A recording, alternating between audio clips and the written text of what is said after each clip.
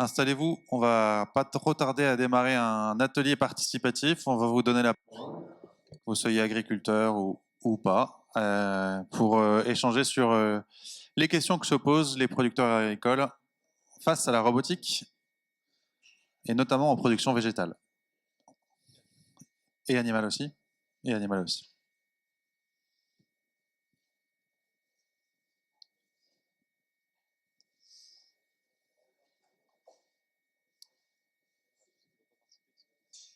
Tu dis quoi?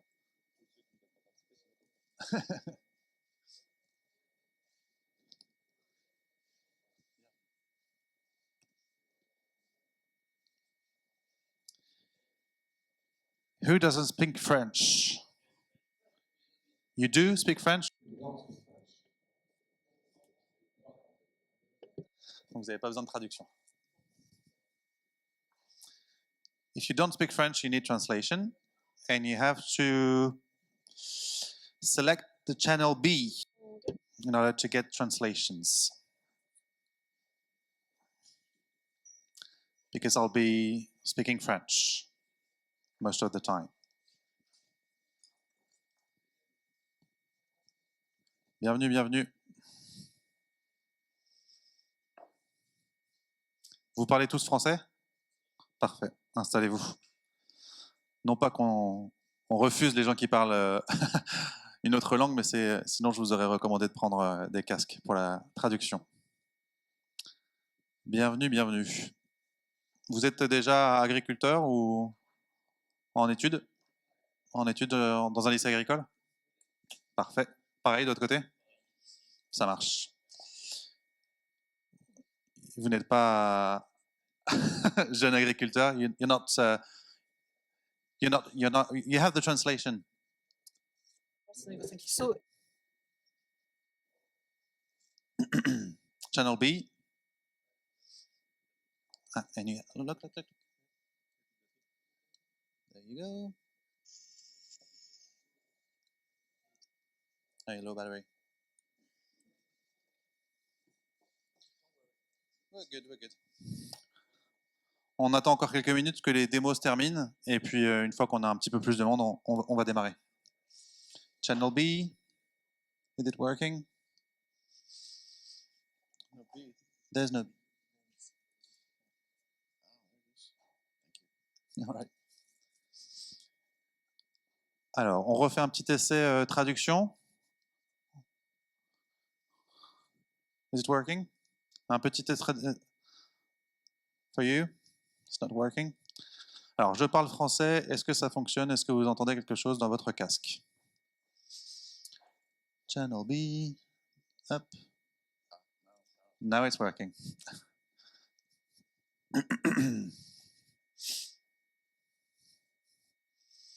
On attend. Ça vous va? On attend encore 3 minutes et après on démarre.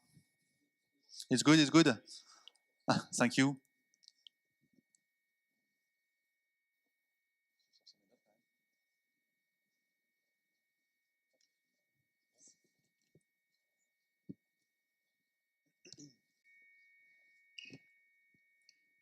Est-ce qu'une foule énorme est en train d'arriver jusqu'ici pour nous rejoindre? Non?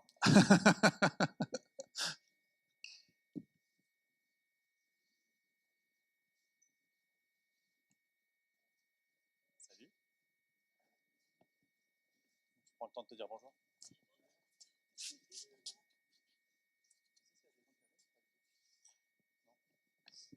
Cédric, qu'est-ce qu'on fait? On démarre? Allez, on va démarrer. Merci beaucoup d'être présent pour cet atelier participatif. On va pouvoir échanger ensemble sur les atouts et les limites de la robotique agricole. De votre point de vue, l'idée c'est d'être très subjectif. Donc sentez-vous très à l'aise. Vous parlez de votre point de vue, en votre nom, sur la façon dont vous appréhendez la robotique agricole. De mon côté, je m'appelle Pierre Compère, je suis consultant, j'accompagne des entreprises pourvoyeuses de solutions innovantes pour l'agriculture. Et je suis aux côtés de Cédric qui va se présenter. Bonjour à tous, donc je suis Cédric Seguino, je suis salarié de l'association Robagri et le directeur du Grand Défi de la robotique agricole, qui est une initiative nationale dans le cadre de France 2030 qui vise à encourager le déploiement de solutions robotiques pour accompagner les transitions d'agriculture. France 2030, c'est en gros un grand programme d'investissement public en faveur de tout un tas d'innovations, développement de tout un tas d'innovations, notamment dans le secteur agricole. Et tu vas préciser ce qu'était Robagri. Et Robagri est une association à but non lucratif qui regroupe des constructeurs de robots, des équipementiers, des instituts de recherche, des instituts techniques agricoles et des représentants des utilisateurs, que ce soit des coopératives, des distributeurs, des CUMA, etc. Donc c'est une association dont le but est de promouvoir la robotique. Mais justement, pour pouvoir promouvoir la robotique, encore faut-il s'assurer que les robots servent à quelque chose et qu'on a en face des interlocuteurs, des acteurs, des producteurs qui y trouvent leur intérêt. Donc on va discuter ensemble pendant une petite heure sur autour de la question suivante: à quelles conditions vous franchiriez le pas, à quelles conditions vous auriez envie d'intégrer un robot dans votre ferme? Parce qu'on peut se poser plein de questions. Alors que la production végétale est confrontée à tout un tas de défis inédits, la productivité, la rentabilité, et en même temps la réduction de l'impact de l'activité agricole sur l'environnement, et en même temps un enjeu de sécurité alimentaire, et en même temps une pénurie de main-d'œuvre. Donc la robotique agricole est censée adresser tous ces enjeux-là. L'élevage et les productions animales ont déjà franchi le pas. Il y a beaucoup plus de systèmes autonomes dans les élevages. On pourra en reparler si vous le souhaitez. La question qu'on va se poser, c'est, voilà, encore une fois, et dans la robotique, et dans la production végétale, et dans la production animale, à quelles conditions, quels sont les sujets que vous avez en tête, les craintes, les attentes que vous exprimez vis-à-vis de la robotique agricole. Donc déjà, première question à main levée: qui a déjà testé ou utilisé un robot en production végétale?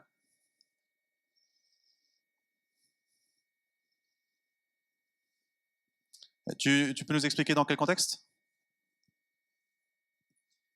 C'était dans le but d'un projet avec l'école. On a pu donc essayer le robot Agexid en partenariat avec les établissements Classe Bretagne Sud. Tout à fait, oui. Donc vous êtes un petit groupe d'étudiants en lycée agricole. Dans quel coin, tu l'as dit? En Ille-et-Vilaine. Donc en Bretagne, en France. Qui d'autre avait levé la main à propos de qui avait déjà utilisé ou testé un robot? Ah, pareil, même groupe? Très bien. Personne d'autre? Qui connaît des agriculteurs qui ont déjà testé ou utilisent un robot aujourd'hui en production végétale? Pareil. Vous êtes dans quel coin? Et pour quel type de production? Alors, Claire Ménard de la FNAMS. Donc nous, on est en production de semences. On fait du coup de la production de semences et c'est l'éco-robotics de Hara que les agriculteurs utilisent pour diminuer l'utilisation des herbicides. Et en production animale, est-ce que vous connaissez des gens qui ont déjà des robots de traite ou des robots pousse-fourrage ou d'autres robots? Là, j'imagine que là, il y a beaucoup plus de gens qui vont lever la main. Voilà. Je crois, en France, pour le moins, c'est au moins 2/3 des installations qui se font aujourd'hui avec un robot de traite. Quand on parle d'élevage laitier, ça devient vraiment majoritaire. Et qui avait déjà vu des robots en fonctionnement avant de venir au FIRA? Ceux qui les ont testés, forcément. Mais finalement, voilà, c'est quand même la première fois pour certains d'entre vous, et la plupart, que vous voyez des robots concrètement fonctionner dans un champ, c'est bien ça? Ok. Alors maintenant qu'on a appris un peu à se connaître, l'idée, et Cédric va être, on va dire, un peu mon secrétaire et va prendre en note ce qu'on va se dire. Je vais vous poser une question un peu générale et puis vous levez la main pour que je vienne discuter avec vous. Qu'est-ce que vous veniez chercher comme réponse en venant au FIRA? Quelles étaient les questions, les doutes que vous aviez pour venir en venant au FIRA? Quelles questions vous cherchiez à répondre? Qui veut se lancer? Bon, il y a quelques grandes gueules là, j'imagine, par ici. Alors, quelles étaient les questions que vous souhaitiez adresser? Quels étaient les doutes que vous pouviez avoir sur la robotique agricole en venant au FIRA? Moi, je me demandais si c'était vraiment efficient sur un système végétal, parce que on imagine que dans un champ, c'est peut-être pas hyper pratique aujourd'hui. Je vais aller chercher un deuxième micro, comme ça ce sera plus simple pour vous donner la parole. Si tu dis efficient, c'est-à-dire quelles étaient concrètement les craintes que tu avais? Tu avais peur que quoi? Que Bah, le au- robot se plante? Que le robot... Autonomie surtout, quoi. Est-ce Ah ouais. que le robot va appeler l'agriculteur toutes les demi-heures pour un petit problème Est-ce que le robot est concrètement autonome ou est-ce qu'il va passer son temps à se planter? Est-ce qu'il y avait d'autres craintes que vous pouviez avoir? C'était principalement l'autonomie? Ouais. Si tu veux bien lui passer le micro. C'était aussi la question de savoir dans les coteaux ou tout ça, si le robot était adapté ou pas. Si c'était que dans les grandes cultures dans la plaine ou si c'était aussi adapté pour les zones plus En fonction de la topographie, s'il y a de la pente, s'il y a Ouais, du voilà. dévers, est-ce que le robot peut Ouais. bien se balader ou pas? Et tu as pu observer, voilà, en l'occurrence, le champ est un peu plat. C'est un peu plat. Donc ça reste une question en suspens. Est-ce qu'il y avait d'autres craintes, d'autres questions que vous souhaitiez résoudre? Donc là, on a des étudiants de lycée agricole aussi. Et là, on a le prof, c'est ça? Même pas? Non, Franck Cognot d'un centre de recherche et d'expérimentation en fruits et légumes, Invegno, qui est sur toute l'Aquitaine. Et on a fait il y a quelques mois une demande auprès de nos adhérents. Qu'est-ce qu'ils attendaient de nous dans 10 ans? Ouais. Et sur quoi fallait qu'on travaille? Il y a 30% des réponses, c'est la robotique. Ah ouais, 30%, Donc, c'est hyper significatif. Ouais, sur les réponses, ouais, c'est pas mal. Bon, on est en maraîchage, principalement. Et je venais voir un petit peu, même si je connais la robotique, moi, depuis un sacré paquet d'années. J'ai assisté au premier FIRA, donc j'ai suivi Ouais. un petit peu. L'ancien. Mais je venais voir un petit peu où ça en était, parce que du côté des producteurs qu'on a, c'est vraiment...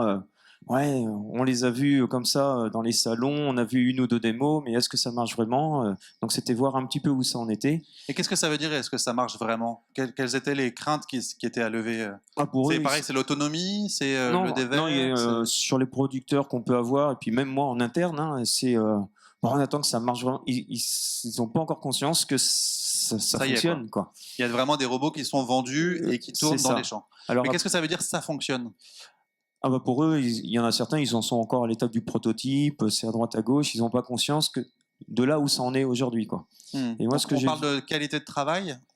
Mais de fonctionnement en général, quoi. Ils en sont encore loin de ça, certains. D'accord. Et ce que je vois surtout, mais c'est lié à ce qu'on a vu aussi, la vigne et l'arboriculture, ça arrive, mais tout ce qui est maraîchage, c'est plus lent, quoi. D'accord. Donc la question que vous vous posiez en arrivant ici, c'est est-ce que on a enfin des robots qui sont performants, on va dire à une échelle commerciale, C'est ça. pour le maraîchage? Bah ça, moi, je m'en doutais un peu, je venais voir un peu, mais le maraîchage, ouais, j'ai l'impression que c'est un peu plus de mal à démarrer.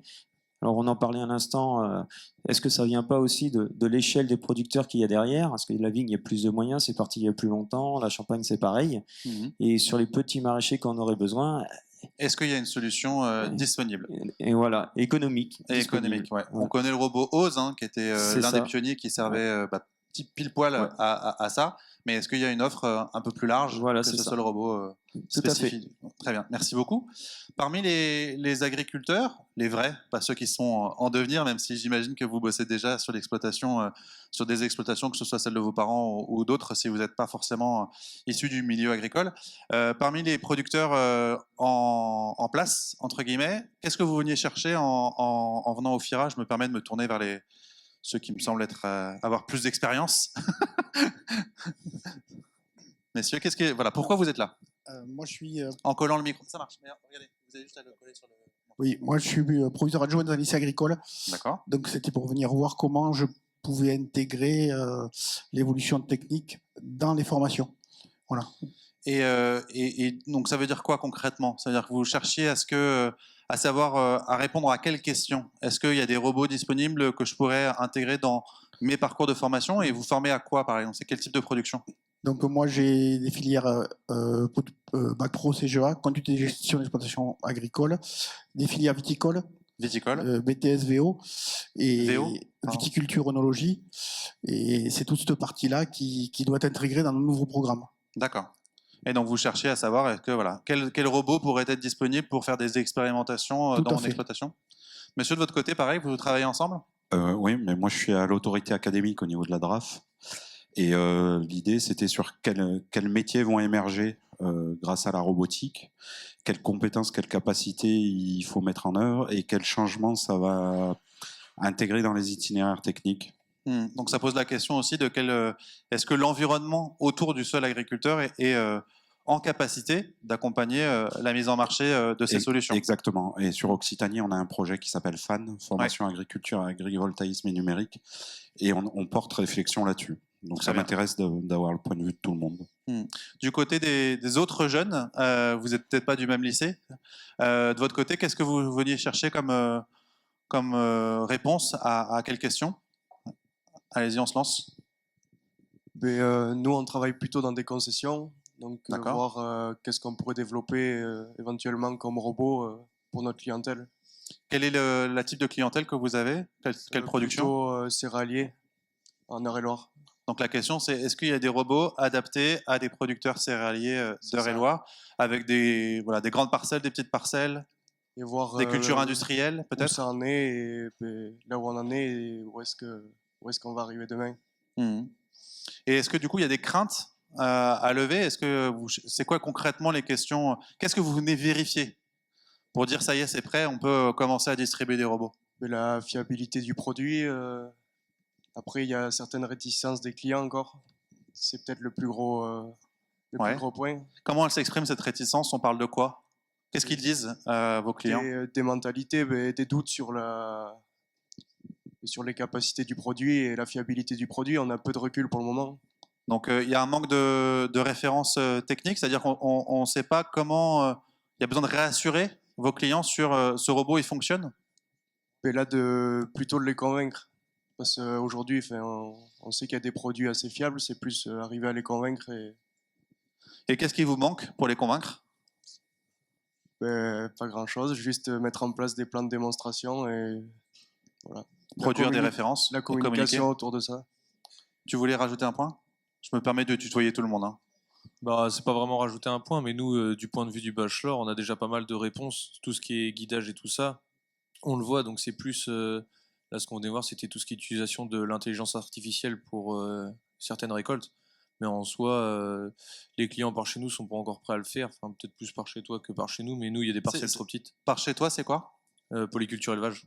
Et c'est quelle région de France? Normandie. En Normandie. Et tu disais les parcelles sont trop petites. Sous-entendu, il n'y aurait pas de robot adapté à des parcelles trop petites? En gros, ce que les personnes par chez nous voient, c'est l'organisation de travail, parce qu'il faut un robot qui soit assez polyvalent pour faire de la petite parcelle et de la grande parcelle. Ce qu'ils retrouvent aujourd'hui avec un tracteur agricole.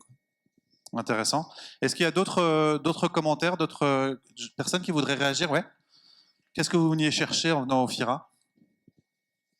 Moi, je suis un cas un peu particulier, donc je suis à la retraite, et ça fait 2 ans que je suis rentré comme chauffeur dans une exploitation agricole en grande culture, tout en étant dans une région viticole, parce que je suis d'Orange, à côté de Châteauneuf-du-Pape.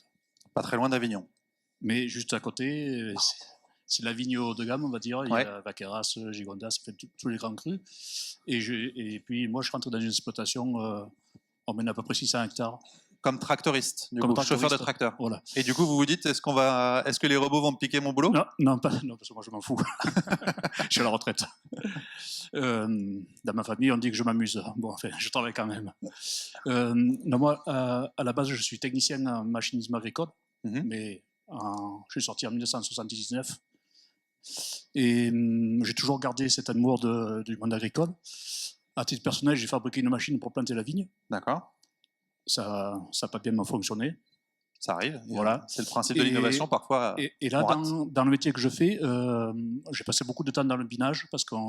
Dans le binage Dans le binage, parce que la majorité de la propriété est en bio. Ouais, donc on parle de désherbage mécanique. Je dis ça aussi pour les traducteurs. Je ne sais pas si le terme binage est très connu. Désherbage mécanique. Et ma réflexion, c'était ce qui ne serait pas...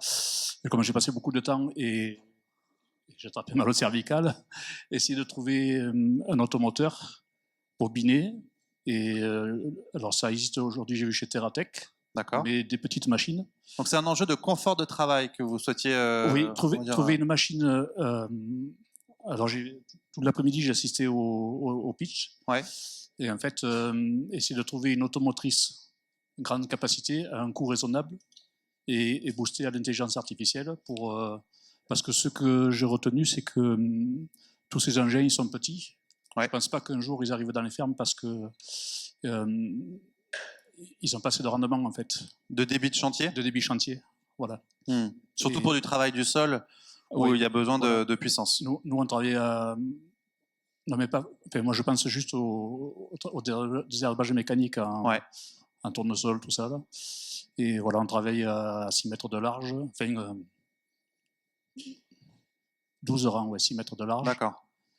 Donc, ce que je retiens, je reformule, c'est en gros, il y a un enjeu c'est bien beau de faire du désherbage mécanique, mais en termes de confort du travail, c'est pas terrible. Et en même temps, il suffit pas d'une petite machine, il faut quand même quelque chose qui dépote et qui est du début de chantier. Et à la limite, est-ce qu'on se trompe pas, enfin, parce qu'on se trompe, mais est-ce qu'on n'est pas trop en avance? C'est-à-dire qu'il n'y aurait pas une étape intermédiaire entre j'ai vu le speech de PEK à l'automotive. Ouais. Voilà, il montrait l'exemple du cheval, le tracteur et le robot. Mais est-ce qu'entre les deux, il n'y aurait pas une solution intermédiaire qui permettrait de passer le cap du robot et voilà. Ouais, d'accord, intéressant.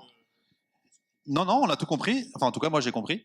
De votre côté, monsieur, non, pas envie de participer? Feel free to... Alors, juste quand vous entendez. We need to... Oui, du point de vue des équipementiers, je suis un constructeur de robots, mais nous en sommes vraiment au tout début.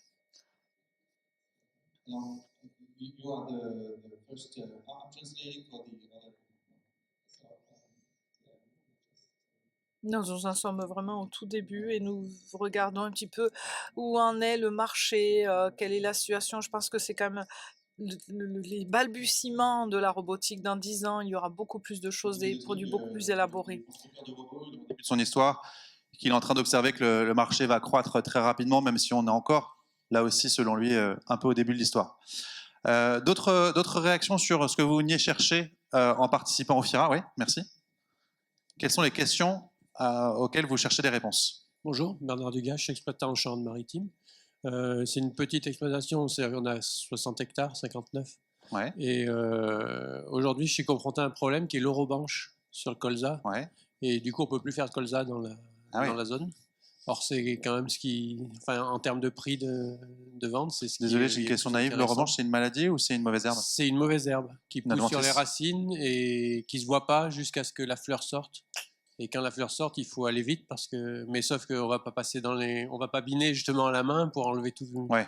Donc pour le moment, on est obligé d'arrêter. Si je trouvais une solution robotique, moi je parierais plutôt sur des petits robots parce que c'est ce qu'on peut investir dans une petite ferme. On n'a pas non plus les moyens d'acheter beaucoup de matériel. Ouais. Et je parierais plutôt sur 4 ou 5 petits robots que sur un gros quoi. Intéressant. En termes de disponibilité, ça me paraît meilleur.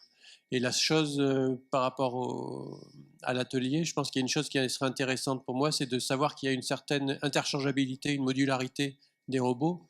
Pour être sûr, si je prends un robot d'une entreprise, comme c'est d'innovation, on ne sait pas si dans 5 ans ou 10 ans elle sera encore là, mais si j'ai une certaine garantie que je vais pouvoir prendre une autre pièce et la mettre dessus, ça serait une forme d'interopérabilité entre les concepteurs de robots, alors que, encore une fois, on le disait à l'instant, c'est un marché qui est en développement et qui n'est pas complètement installé par rapport, par exemple, au tracteur, où là, on est sûr qu'a priori, une courroie, c'est une courroie, et j'allais dire, je ne m'y connais que dalle en mécanique, mais bref, j'imagine qu'on sait interchanger des pièces entre différentes marques, quelle que soit la couleur. Tout ce qui est prise hydraulique, tout ça, on sait que c'est identique, ça marche. Ouais. Ce qui n'est peut-être pas pareil quand on parle d'électronique ou d'électro ou de mécatronique. Je peux aller jusque-là? Je sais pas. Ou de logiciel, exactement, oui, en termes de logiciel. Il y en a d'autres qui arrivent. Justement, il y en a des gens qui n'ont pas encore parlé. Qu'est-ce que vous veniez chercher en venant au FIRA? Allez-y. Vous êtes déjà utilisateur de robots? Donc oui, moi en fait je suis vendeur en concession, je m'occupe du pôle robotique pour le groupe T3M. Voilà. J'ai pris mes fonctions au 1er octobre et on est dans les livraisons de nos premiers robots, donc côté distributeur. Quel robot en l'occurrence? Naio, voilà, des TED. Des TED pour la vigne? Pour la vigne, ouais. Et voilà, aujourd'hui, nous, on vient ici rencontrer déjà les fournisseurs avec qui on travaille régulièrement, et puis plus simplement faire de la veille concurrentielle, voir un petit peu ce qui se fait et les tendances du marché. Ouais. Super, merci beaucoup. Et qui d'autre veut partager un peu les questionnements qu'il avait en venant ici? Qu'est-ce que vous veniez chercher en venant au FIRA? Quels étaient les problèmes que vous souhaitiez adresser? Yeah, I'm a safety engineer and Oui, moi je suis un ingénieur de sécurité et je voulais parler, mettre en lien les fournisseurs et les équipementiers. Sécurité, il cherche à rentrer en contact avec des concepteurs de robots. Qui d'autre veut parler, partager une question qu'il avait en venant au FIRA? Voilà, une crainte, un doute, une réticence peut-être vis-à-vis de la robotique? Est-ce que tout a été dit? Ah, super.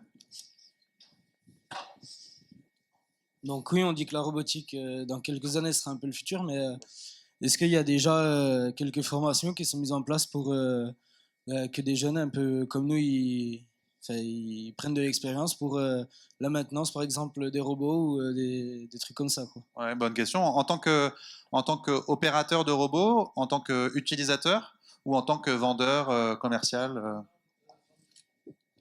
Vendeurs ou même, je sais pas, des mécanos d'aujourd'hui qui seraient les mécanos pour les robots, quoi. Ouais. Est-ce qu'on a les mécanos pour les robots? Et est-ce qu'il y a des formations disponibles? Bah, on en parlait, hein. C'est un projet notamment en région Occitanie avec des dispositifs de formation qui sont en cours, mais encore une fois, c'est un marché émergent, donc on ne sait pas encore exactement de quelles compétences on aura besoin, et donc il y a des projets en cours. Est-ce qu'il y a d'autres commentaires, réactions? Super, ben, allez-y. Qu'est-ce que vous venez chercher? Ah, vous répondez à la... Moi, je peux répondre à sa question. À Redon, on a ouvert un bachelor, un bac plus 3 en agroécologie et agriculture de précision. Voilà, pour une poursuite de BTS. Avec du coup un enjeu spécifique sur la robotique agricole et les robots agricoles? Oui. Donc avec l'enjeu de répondre à... Vous formez des jeunes à... C'est ça. Moi, je peux vous les présenter. Ils peuvent raconter ce qu'ils font en concession. Ah ben c'est cela. Okay. C'est cela. Ils sont là. Donc, ils sont là, voilà. Parfait. Merci beaucoup. Est-ce qu'il y a d'autres commentaires, d'autres questions? La question que je pose, tout simplement, sentez-vous très à l'aise, c'est très subjectif. C'est qu'est-ce que vous veniez chercher en venant au FIRA? Quelles étaient les questions que vous aviez, les doutes, les réticences éventuelles vis-à-vis de la robotique agricole? Non, pas envie de collaborer. You don't speak French? Si? Vous faites semblant de ne pas comprendre. Parce que vous avez pas... Qui veut? C'est bon? On a fait le tour? Est-ce que, du coup, Cédric, tu peux te lancer dans une sorte de petite synthèse à chaud sur on va dire les questions que se posent les participants à cet atelier? Merci à tous pour les questions, c'est super intéressant. Ce que j'ai noté, c'est il y a des enjeux techniques sur globalement la maturité des technologies, la performance. Est-ce qu'aujourd'hui, on a atteint un niveau de maturité qui est suffisant pour ne plus être embêté avec des machines qui tombent en panne dans les champs, qui sont adaptées pour travailler dans les déserts ou dans des conditions un peu particulières. J'ai noté également des enjeux de fiabilité. Voilà. Est-ce que globalement la machine est fiable et je peux avoir confiance en elle pour travailler toute une saison? Oui, à la fois fiabilité en termes de qualité de travail et d'autonomie aussi. Voilà, effectivement, et par rapport aux interruptions. Des questions sur la performance et le débit de chantier. Est-ce que les machines ont la capacité d'adresser mon champ? On parle de surface de la 60aine d'hectares, plus petit, plus grand. Les avis divergent sur est-ce que c'est pertinent de partir plutôt sur des gros robots ou plutôt sur un essaim de petits robots. Ce qui est intéressant aussi, c'est qu'on a plusieurs filières de production. On a parlé du colza, on a parlé de la vitie, des céréales, polyculture élevage. Du maraîchage. Maraîchage également. Donc voilà, toutes ces questions-là, c'est des questions transversales qui se posent pour toutes les filières. Par contre, moi, il y a une question qu'on n'a pas abordée et je suis surpris que personne n'en ait parlé, c'est le prix. Enfin, un petit peu au creux avec vous, vous disiez est-ce qu'il y a des robots adaptés à mon système de production? Mais concrètement, pour vous, un robot, c'est cher, c'est pas cher, c'est intéressant, pas intéressant? Comment vous évaluez le rapport qualité-prix?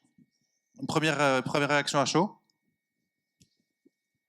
Oui, c'est un peu cher. Sur les catalogues, on voyait il y avait des robots à presque 200 000. Après, c'est ce qu'on se demandait, c'est dans 10 ans, s'il y a plus de robots commercialisés, peut-être que les prix vont descendre et c'est là qu'on pourra potentiellement plus en acheter et plus accroître les robots, quoi.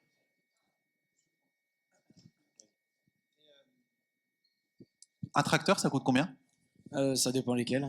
Bah, alors, là, tu parlais d'un ordre de grandeur de 200 000 € pour un robot. Donc, si j'imagine, c'était un des gros robots plutôt orienté grande culture. Mais ça te paraît, par rapport à un tracteur, ça te paraît pas cher, trop cher, moins cher? C'est un peu le même prix que les tracteurs, mais les tracteurs, on va pouvoir faire un peu tout avec, quoi. Donc c'est ça la différence. Ça, c'est un point vachement que tu es... Vas-y, je te laisse réagir. On a pu voir Vas-y. On a pu voir le robot en verger sur les pommes qui coûtait 200 000 euros. Et donc, ils nous ont dit que ça remplaçait entre 2 et 3 personnes. Donc, c'est à voir quand même. 2-3 personnes, c'est pas 200 000 euros. Ou alors, pour arriver à 200 000 euros de salariés, il faut quand même faire beaucoup d'années de cueillette, quoi. Donc, après, il y a quelques charges. Et puis, j'espère qu'ils sont vrai. bien payés aussi. Que les gens qui font la cueillette sont bien payés. Monsieur, sur la notion de prix. Oui, la notion de prix, l'Axid coûte 330 000 euros. Et alors? Sans outils. Beaucoup, pas beaucoup, Ça fait que trop 150 chevaux. Il peut mener maximum 3-4 mètres de large. Donc moi, D'accord. ça me paraît excessif pour l'instant. Par rapport au début de chantier, on y revient? Oui, toujours le... Et je pense que, oui, effectivement, un industriel est confronté, il y a tous les frais de recherche, Bien sûr. les innovations, les brevets, etc. Ça coûte cher. Et pourquoi on doit acheter un robot? On pourrait pas le louer? Ce matin, j'ai posé une question parce qu'il y a, dans les colloques, il y avait un jeune qui depuis 3 ans, avait un robot Nayo. Ouais. À un titre de prêt, quoi, apparemment. Attention. À titre de prêt. De prêt? Donc, j'ai pas posé la question pour pas être indiscret, mais je ne sais pas pourquoi. Ah bah peut-être qu'il est engagé dans l'expérimentation. Vous souhaitez réagir? Non? Vous vouliez réagir de votre côté, de mon côté. Hop. Sur cette notion de prix, de rentabilité? Ouais, sur le prix et la rentabilité, mais il y a un point, souvent on fait l'approche, la rentabilité, en combien de temps on l'amortit par rapport au travail qu'il fait, mais je pense que sur le robot, une vision que vous avez, mais qui serait intéressante à regarder aussi, c'est par rapport à la qualité. Quand on entend les enjambeurs, le Bacchus, des choses comme ça, ils nous disent tous, ils ont cassé moins de cep à l'année. C'est pas une approche à amortissement direct, c'est tout un ensemble de ce que ça nous fait gagner en précision, de ce qu'on économise derrière, quoi. Ouais. Et c'est ça aussi qu'il faut aussi calculer. en termes de performance de désherbage, peut-être, il y a un enjeu à arriver à démontrer la valeur globale. C'est ça. Et les bénéfices induits et pas seulement, on va dire, le coût d'accès slash le nombre d'années sur lesquelles je vais l'amortir. Si en face on a plus de rendement ou une meilleure qualité de travail, peut-être que ça se calcule un peu différemment. Il y a peut-être des euros à gagner quelque part. Sur cette notion de prix, de votre côté, ouais. Prix, rentabilité, performance. Selon moi, après, le calcul est différent parce que du coup, la rentabilité va être calculée différemment car le robot va limiter la main-d'œuvre. Derrière, on va pouvoir utiliser des outils qu'on a déjà sur l'exploitation ou même des investissements qu'on peut mettre dans les tracteurs autrement. Donc, ça se calcule différemment selon moi. Tu parles là en fait de coût d'opportunité, c'est-à-dire que quand j'investis dans un robot, finalement, j'ai moins d'autres investissements à faire par rapport à d'autres tracteurs, etc. Donc c'est une approche globale que tu veux souligner? Oui, parce que l'autre jour, on a pu du coup faire une intervention par rapport au Axid. Du coup, la première question, forcément, c'était le prix, parce que c'était avec des entrepreneurs. Mais donc qui intervenait, qui faisait de la prestation à façon en utilisant un robot? Non, c'était juste de présenter le robot à ces entrepreneurs. Et tout de suite, c'était quelle est la rentabilité, comment je vais pouvoir gérer ça. Parce que c'est vrai que le robot, du coup, nous, notre secteur, c'est plus de coup polyculture élevage, des pieds de parcelle, ce qui fait beaucoup de manutention pour le robot. Donc un coût supplémentaire, un porte-char, etc. Mais derrière, du coup, comme je disais, on peut pouvoir utiliser des outils qu'on a déjà sur l'exploitation, ou même libérer de la main-d'œuvre, parce que le robot va pouvoir tourner 24h24. Certes, il va utiliser qu'un outil de 3 mètres, alors qu'on peut acheter un 300 chevaux avec un déchômeur 12 mètres derrière. Mais c'est sûr, la rentabilité horaire va pas forcément être la même qu'un tracteur de 300 chevaux, comme je disais. Et voilà.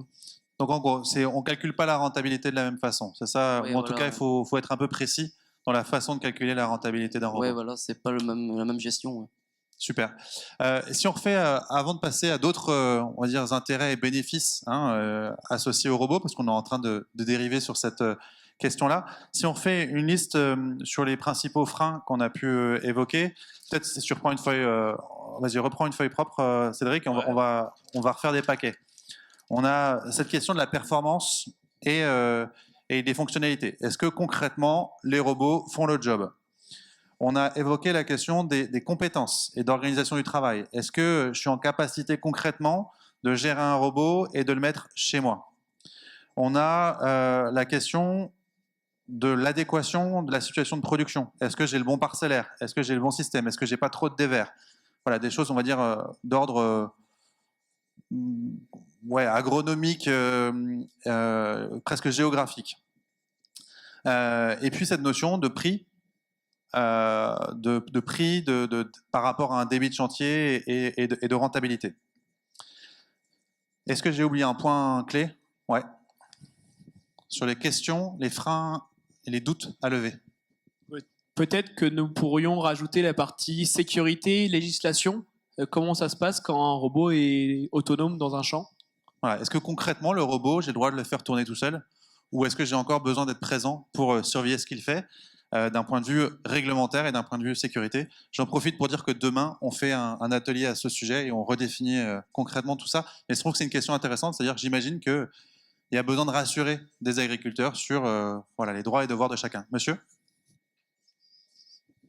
En lien avec ce que vient de dire monsieur, je pense qu'il y a aussi l'histoire de l'acceptation sociale, de voir une machine autonome fonctionner seule. Comment les voisins vont réagir à voir une machine tourner toute seule? Est-ce que ça renvoie une image positive ou négative de l'agriculture? Est-ce qu'ils vont avoir peur ou pas par rapport au gamin qui peut jouer à côté, par exemple? Ok, bah là on a toute une série de thèmes. Ce que je vous propose, c'est de lever, je vais vous faire voter à main levée pour celui qui vous semble le plus important, celui sur lequel vous avez encore des attentes, vous souhaitez, en participant au FIRA, en discutant avec des constructeurs, des distributeurs, vous souhaitez avoir des réponses sur ce point-là en particulier. Ça vous va? Je refais la liste, parce que j'écris mal. Alors, ouais, vas-y. Mais de toute façon, je vais le redire. Il y a un vas-y. Non, vas-y. Donc, il y a un premier ensemble sur les performances et la fiabilité. Concrètement, est-ce que ça fait le job? Est-ce que ça fait le job? Un deuxième, c'est sur les compétences. Est-ce que j'ai les compétences pour récupérer un robot? Moi ou mon environnement direct? Est-ce que les concessionnaires, est-ce qu'il y a du SAV? Voilà, des choses qu'on va dire très, très concrètes de ce type-là. Est-ce que le robot fonctionne dans ma ferme, dans mon système culturel donné? Est-ce que, petite parcelle, grosse parcelle, dévers, pas dévers? Est-ce que c'est rentable? Quel est le prix? Quel est le cadre réglementaire? Est-ce que j'ai le droit de le faire en toute légalité? Et avec ça, c'est aussi, est-ce que c'est sécure? C'est-à-dire, est-ce que je ne prends pas de risque aussi pour moi ou pour mes gamins à avoir un robot dans mes champs? C'est presque une ligne en plus. C'est un jeu de sécurité. Si ça vous va, pour moi, la sécurité, ça rentre dans la performance. Allez, on le rajoute. Un robot autonome, aujourd'hui, pour être performant, il doit être sécurisé. Okay. Et enfin? Et une dernière question sur, effectivement, est-ce que le robot va être bien perçu par mon environnement immédiat, les voisins et plus globalement la société? Ok. Ah, encore un dernier point qui manque. Attendez, hop. Il y a aussi la gestion du cycle de vie, mais c'est ce que je disais sur le fait de pouvoir le réparer plus tard, de pouvoir changer, mais ça fait peut-être partie des performances. Ouais, ou moi je le mettrais bien dans compétences, sinon. On va dire, est-ce qu'on a l'environnement qui permet de maintenir, c'est compétences, maintenance, ou c'est peut-être la notion de durabilité, je sais pas, où tu veux. Cédric, choisis. Il y a les deux angles. Donc on va l'aborder effectivement dans les deux. C'est-à-dire que quand on parle de performance, on va également inclure le fait qu'on peut, qu'il est fiable et qu'on peut le maintenir dans le temps. Et est-ce que j'ai les compétences pour le maintenir? Donc, ça vous va? C'est clair pour tout le monde? Alors, on les balaye les uns après les autres. Et celui qui vous semble le plus important, celui sur lequel vous attendez le plus de réponses, celui sur lequel vous avez encore des doutes, vous levez la main, d'accord? Alors, qui attend le plus de réponses sur l'enjeu 1, performance, fiabilité, sécurité? 1, 2, 3. Tous les autres? 4. Tous les autres, vous pensez qu'a priori, il n'y a pas besoin de rassurer des agriculteurs sur les enjeux de performance, de fiabilité, de sécurité. C'est pas ça le problème. Ok. Deuxième sujet, qui pense que c'est un enjeu de compétence? On a besoin de rassurer sur le fait qu'on a les bons hommes et les bonnes femmes, entre guillemets, pour accompagner le déploiement de la robotique agricole dans les champs, et puis que les agriculteurs eux-mêmes sont formés pour pouvoir gérer ça. 1, 2, 3, 4, 5. Normalement, vous avez le droit de voter qu'une seule fois. 6. 6. Ok. troisième point, troisième facteur ou levier de réassurance, l'adéquation avec le système culturel. C'est-à-dire concrètement, est-ce qu'on a des robots adaptés à ma situation de production? 1, 2, 3, 4, 5. 6. 6. Il faudra qu'on voit par rapport à combien on est. Enfin, la question de prix, de rentabilité. Est-ce que c'est accessible? Est-ce que les technologies... Voilà, on y arrive. Donc j'ai bien fait de venir insister un peu là-dessus quand même. C'est marrant, parce que c'était pas celui que vous aviez dit spontanément. Donc 1, 2, on vote qu'une fois, hein, normalement. 1, 2, 3, 4, 5, 6. Vous n'aviez pas déjà voté, vous? Non? 7, 8, 9? Petite dizaine, c'est bon? Et enfin, cadre réglementaire. Est-ce que c'est selon vous une question qui est aujourd'hui le principal frein au déploiement? 1, 2. OK. Et enfin, la question d'image et d'acceptation pour la société. OK. Il y a un point qui me surprend aussi, qu'on n'a pas abordé. C'est, on parle d'image et d'acceptation par la société, mais d'image et d'acceptation pour les agriculteurs eux-mêmes. Alors, on l'a dit, hein, il y a besoin de les convaincre sur les aspects, on va dire, techniques. Mais concrètement, est-ce que avoir un robot, c'est encore être agriculteur? Si on fait faire le boulot à une machine. Est-ce que quelqu'un veut réagir à ça? C'est bête ce que je raconte? Bah oui, c'est encore être agriculteur, parce que ça change rien d'avoir des robots ou d'avoir des tracteurs, c'est exactement la même chose. C'est la gestion d'un outil, donc c'est un outil de travail, ça ne modifie absolument pas le travail de la personne. Ok, mais tout le monde n'est peut-être pas d'accord avec ça? Par exemple?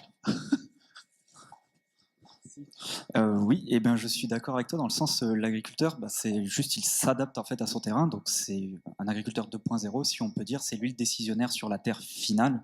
Il peut choisir d'engager des salariés, de le faire lui-même ou de mettre des robots. Je suis d'accord. Qui est d'accord ou pas d'accord avec cette affirmation? Dans l'idée, je suis d'accord.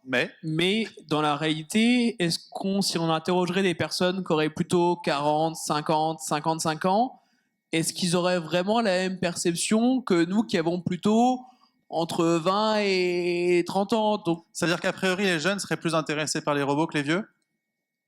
Intéressés, je sais pas, mais en tout cas sensibles, oui. Eh ben, c'est marrant. Alors, je te laisse réagir et après, je fais un petit commentaire à ça. Moi, j'avais une vision un peu différente dans le sens où les agris, maintenant, c'est plus vraiment le métier de la terre. Il y a vraiment toutes des compétences techniques, compétences salariales, de patronat, d'entrepreneurs stratégiques, ouais, qui vont intervenir. Là, il y a la robotique, l'aspect robotique qui peut intervenir aussi. Et on demande de plus en plus de choses aux agriculteurs qui sont au départ producteurs. Et du coup, voilà, c'est aussi l'aspect de former les agriculteurs à ces nouvelles technologies. C'est-à-dire que c'est une nouvelle corde à leur arc, ou est-ce que c'est au contraire une nouvelle complexité qui les éloigne du métier de producteur? Qu'est-ce que tu veux dire par là? Un peu des deux, dans le sens où ils développent des compétences, mais il faut qu'ils soient accompagnés pour pas que ça devienne trop complexe pour eux. Déjà qu'ils ont pas, ils ont une gestion du temps qui est compliquée. Ouais. Voilà, ça développe d'autres problématiques. Intéressant. Et je voulais réagir sur, et notamment vous en réagir vous peut-être les jeunes. Est-ce que parce que vous êtes jeunes, vous êtes a priori plus intéressé par la robotique ou pas? On pourrait se dire aussi que c'est un peu comme avec les robots de traite à l'époque, c'est juste une adaptation du confort de travail. À l'époque, à l'époque je dis ça, mais un robot de traite aujourd'hui, ça libère vachement de temps et c'est des fois des trucs dans le long terme, ça pose des problèmes de dos, ce genre de choses. On peut voir un peu la même chose aussi avec les robots. Des fois, certains travaux qui sont un peu compliqués pour les agriculteurs en général, pas forcément parler que de céréaliers, d'éleveurs. On en parlait avec monsieur sur l'histoire du coût, à regarder si ça binait bien derrière. Finalement, on se fait des vraies douleurs cervicales. C'est vraiment s'adapter à des tâches qui peuvent être un peu répétitives et usantes. Et donc finalement, donner plus de place pour avoir du temps pour penser plus sa stratégie, mieux observer ses cultures. Ouais, c'est ça, ou se concentrer sur d'autres choses qui sont un peu plus pointues et déléguer les travaux répétitifs. C'est intéressant parce que on va le garder pour le papier. Mais je voulais juste réagir sur ce que tu disais. On a fait le même atelier avec Cédric à Innovagri, qui est un salon pas loin de Toulouse, et on avait pas beaucoup d'agriculteurs en fonction, mais que des jeunes agris, que des lycéens comme vous. Et en fait, ils étaient tous a priori très dubitatifs et au contraire plutôt réticents, même face à la robotique agricole, en disant très concrètement, non, attendez les gars, vous êtes en train de me piquer mon boulot. Et il y a même un jeune qui a dit, tu m'enlèves le tracteur, il me reste que la paperasse. Ce que j'ai trouvé très interpellant. Là où je veux en venir, c'est que cet a priori de, en gros, les jeunes aiment la technologie, les vieux un peu moins, eh ben, on se rend compte que quand on s'est tapé le cul sur un tracteur pendant des années, peut-être qu'on est finalement intéressé à confier, comme on l'évoquait à l'instant, ces tâches un peu à une machine. Une réaction à ça? Bon, alors c'est pas de moi, mais en fait, l'homme par nature est paresseux. Et je pense que dès qu'il a trouvé une machine qui va lui enlever de la fatigue et lui faire gagner du temps, il va l'adopter. Encore faut-il, justement, on va y venir alors du coup. Est-ce que les robots, ils répondent à cette promesse-là? Si on fait une liste un peu, Cédric, des principales qualités attendues du robot. On passe sur les qualités directement. Ah, tu voulais peut-être réagir, effectivement, pardon, sur les freins. Ouais, peut-être un simple commentaire, effectivement, sur la partie prix et rentabilité. Effectivement, enfin, je voulais enfoncer le clou sur le fait qu'un robot, aujourd'hui, il n'est pas en substitution directe avec un tracteur ou un équipement en place. Et donc, c'est vrai que c'est difficile de comparer des chevaux par rapport à des chevaux. On va aller regarder souvent la performance agronomique. Avoir une machine plus légère, parce qu'elle est plus légère, clairement, il n'y a pas la cabine, il n'y a pas les mêmes outils, permet de faire des choses avec moins de puissance et la même efficacité agronomique. Et donc, c'est vrai que les considérations de dire, à un moment, mon robot a la capacité de travailler plus longtemps, en 2/8 éventuellement, à la possibilité de travailler la nuit, à la possibilité de travailler sur des fenêtres météo plus larges. Comme il est plus léger, il peut rentrer plus vite dans le champ après une averse, etc. Implique effectivement de penser différemment la rentabilité des machines. Et puis l'autre point aussi qu'il faut avoir en tête, c'est qu'on est sur des petites séries, on est sur des technologies qui sont émergentes. On n'est pas encore sur des grands volumes de production, et donc il y aura un effet volume et massification qui va apparaître, qui va diminuer légèrement les prix. On s'attend pas, on va pas diviser par 2, clairement, le prix des machines robotiques, mais ça va baisser. Donc globalement, la réflexion effectivement sur le prix et la rentabilité, elle doit être pensée en regardant la main-d'œuvre économisée, en regardant la capacité à passer plus vite et donc à économiser sur les charges et les intrants, sur tout un ensemble de choses qui sont à prendre en compte effectivement dans l'investissement que l'on veut faire dans un robot. Donc bon. Merci pour ces précisions. Effectivement, ça ouvre, on va dire, de nouvelles marges de manœuvre qui génèrent des bénéfices induits qui seront aussi à comptabiliser dans cette approche de la rentabilité. Un dernier commentaire et après on passe à un autre sujet. Peut-être un autre bénéfice qui est de faire des choses beaucoup mieux. Alors, belle transition. Je vous reprends la parole parce qu'on va justement faire ça. On a fait avec Cédric, on a fait une liste de bénéfices. D'accord? On va les rebalayer et vous allez me dire s'il en manque et ensuite on va voter. Donc déjà, il n'y a pas d'ordre. Hein. C'est le premier sur la liste, mais il n'est pas forcément prioritaire. C'est vous qui allez nous dire quel est le prioritaire. On a parlé de temps et de flexibilité. Parce que le robot, je confie une tâche répétitive à un robot, ça me génère du temps et je peux, on va dire, organiser différemment mon temps de travail. On a parlé de santé, de confort au travail. On a parlé de précision de travail. On a parlé d'économie, finalement, on arrive à économiser des charges, des intrants, des ressources humaines qui sont parfois difficiles à fidéliser. Et puis il y a peut-être d'autres bénéfices qui sont à lister. Est-ce qu'on a oublié quelque chose dans la liste en termes de bénéfices? Ouais. Je vous donne la parole après. Mais peut-être au niveau agroécologie, ouais. Avec l'idée de réduire les phytos, et du coup des robots qui seraient capables de, par exemple en maraîchage, de régler des problèmes d'herbes, d'adventices et tout ça. Sur lesquels on n'aurait pas de solution biologique pertinente. Donc cette notion un peu d'agroécologie, c'est pas qu'une question de limitation de l'empreinte sur l'environnement, c'est vraiment d'arriver à mobiliser une nouvelle façon de produire sans intrants. Même pour la vie du sol, l'ACS, tout ça. L'agriculture de conservation des sols, l'ACS. Ça peut aider vachement. Ouais. Ça c'est intéressant. Est-ce que les robots sont adaptés à l'agriculture de conservation des sols? Ouais. Et après je vous donne la parole. Ah bah vas-y. Ah bah je voulais pareil. Hop. Vas-y. C'est intéressant ce que tu dis, parce que je vais rebondir dessus par rapport à nous, au centre d'expérimentation, où justement il y en a qui sont dubitatifs sur les robots et tout ça. Et j'avais un peu, par rapport au travail du sol, je leur disais justement, nous on travaille, on fait de l'expérimentation par rapport aux demandes des producteurs, et il y a plein de choses qui sont faites autour de la conduite culturelle, des différents phytos qui sont encore autorisés. Et j'avais les discussions hier avec mon directeur. Il fait, faut peut-être qu'on s'intéresse beaucoup plus à la robotique, parce que ça va peut-être ouvrir des voies, même dans l'expérimentation, à des solutions sur lesquels nous on travaille aujourd'hui, qui vont peut-être disparaître dans quelques années, mais la robotique nous permettra peut-être de les faire. Donc la robotique comme un levier de déploiement de pratiques agroécologiques avec plus d'agronomie. Ouais, je pense. Ouais. Alors que c'est marrant, c'est intéressant parce qu'on c'est pas forcément l'image qu'on peut avoir a priori de la robotique qui peut être faire écho à une agriculture industrielle, uniformisée, hyper mécanisée. Et là, on est en train de se dire tiens, finalement, c'est peut-être une façon aussi de penser l'agroécologie. Et c'est pas Cédric qui dira le contraire. Il est directeur du grand défi de la robotique agricole pour l'agroécologie. Est-ce qu'il y a d'autres bénéfices qu'on aurait oubliés? C'est bon? Du coup, si ça vous va, on refait un vote, pareil, à main levée.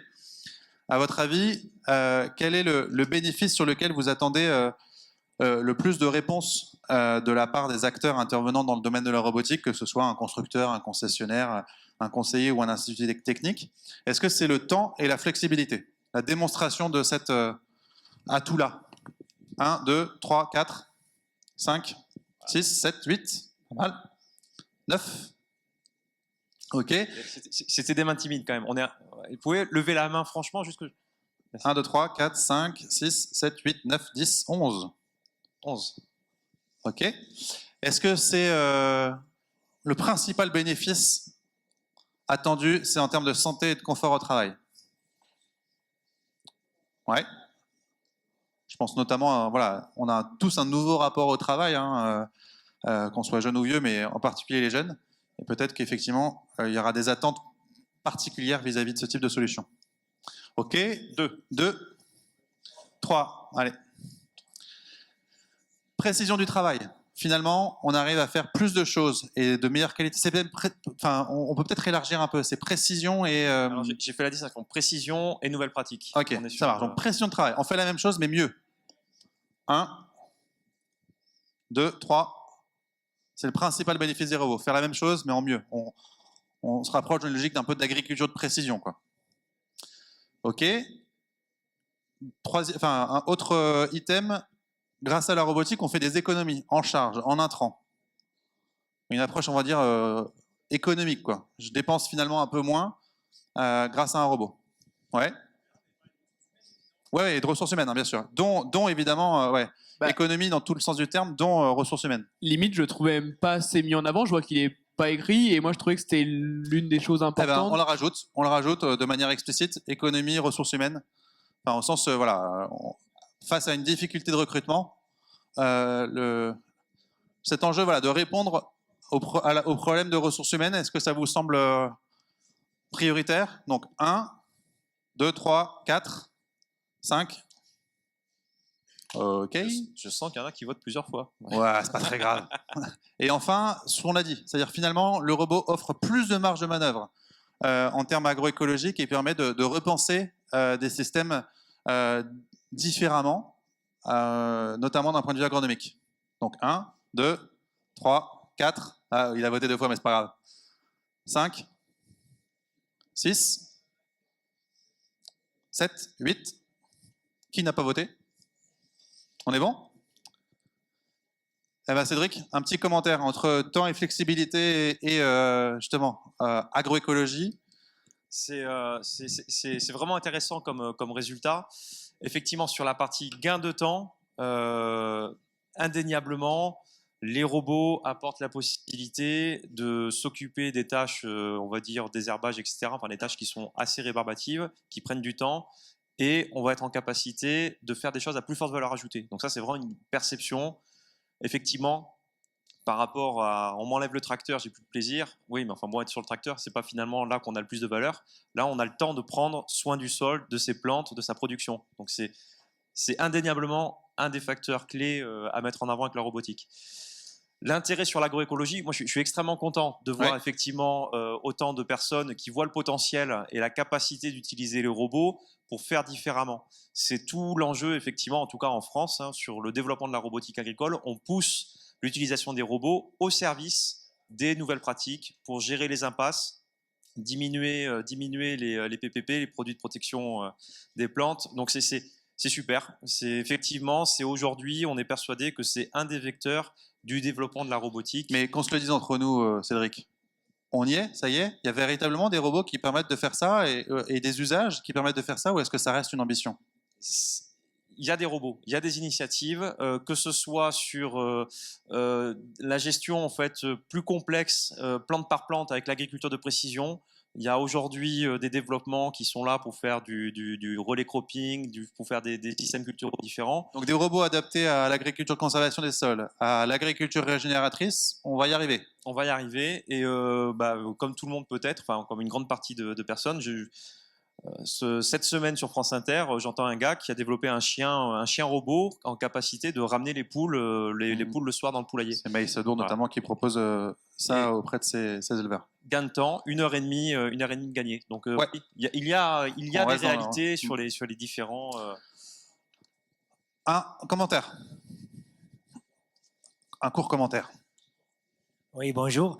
Je suis quand même étonné que le santé, confort et risque, je pense que c'est les trois, peut-être risques aussi, on a que 3 voix là-dessus.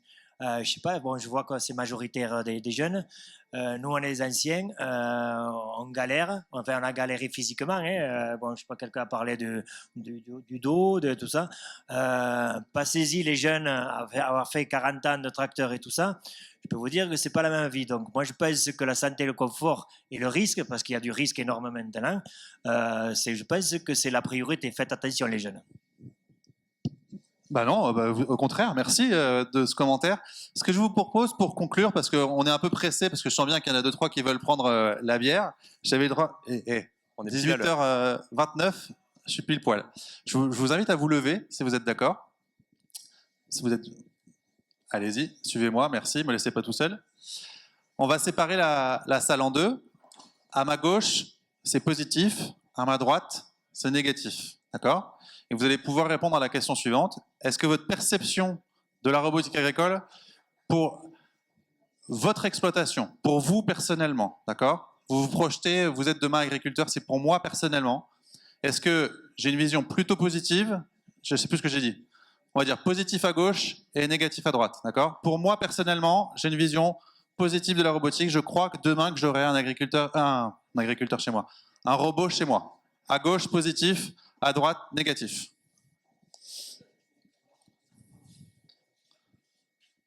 Ok. Ceux qui sont au fond ont le droit de jouer aussi, hein, s'ils veulent.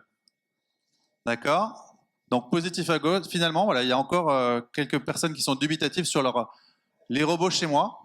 Et maintenant, deuxième question, elle sera la dernière. Quid de l'intérêt de la robotique en général? D'accord? Pas forcément que pour moi. Positif à gauche, négatif à droite.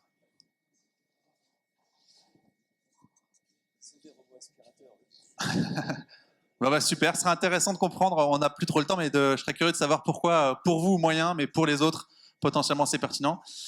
Je vous propose de tous s'applaudir. Merci beaucoup d'avoir joué le jeu et d'avoir partagé votre vision, votre regard sur la robotique agricole. Merci beaucoup. Merci à tous.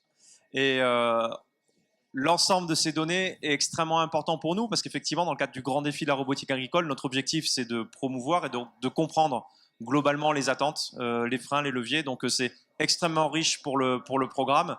Si vous avez des questions, des commentaires, venez nous voir. On est sur le stand à Robagri dans le pavillon à côté. Et demain à 11h30, on fait un petit quiz sur les enjeux de sécurité et de réglementation. Donc, un point qu'on a abordé. Donc, n'hésitez pas à venir ici demain pour participer à un petit quiz assez sympa. Merci beaucoup.